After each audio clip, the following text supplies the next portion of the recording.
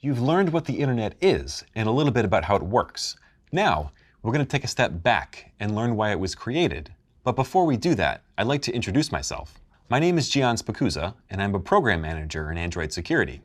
I help protect Android's 2 billion plus users by managing new security features for each of Android's desserts, or versions of Android. I've always loved technology, and I worked in IT since I was 16 and throughout university. I would fill my pastime reading about new tech and building servers from old computer parts in my basement.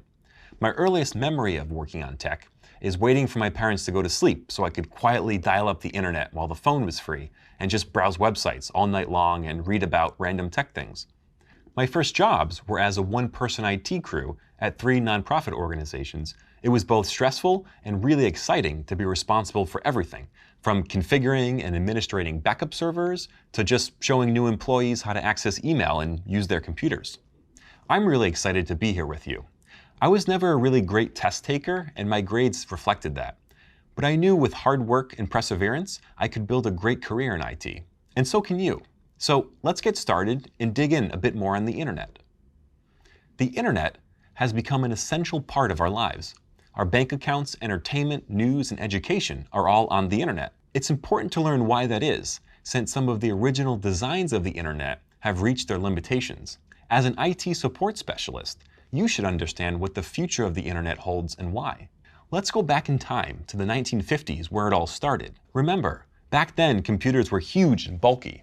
If you were a programmer, you needed to directly interact with these massive computers. That would get real old real fast, especially if you had several people who wanted to use the only computing resource available.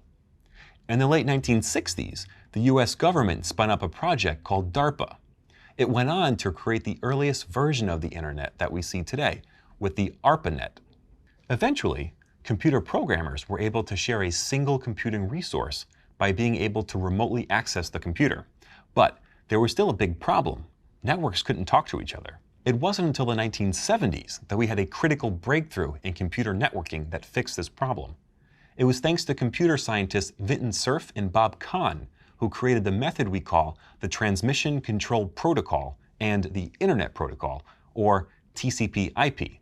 First, only a handful of computers in universities, governments, and businesses adopt TCP/IP. Then, hundreds. And then, in the span of 50 years, billions of computers. TCP/IP is the protocol that we use on the internet today. Finally, people around the world could send data to one another. But there was still a problem. The information they sent was just text.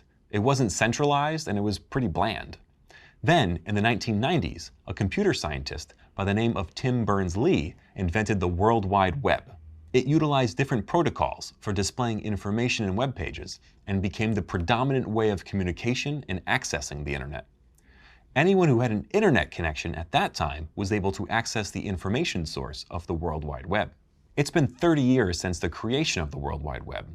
We've gone from sending simple email messages and viewing basic web pages to having video chats and instant news updates, order food, buy books, and even cars in a matter of seconds. Taking an online course like this wasn't even possible until recently.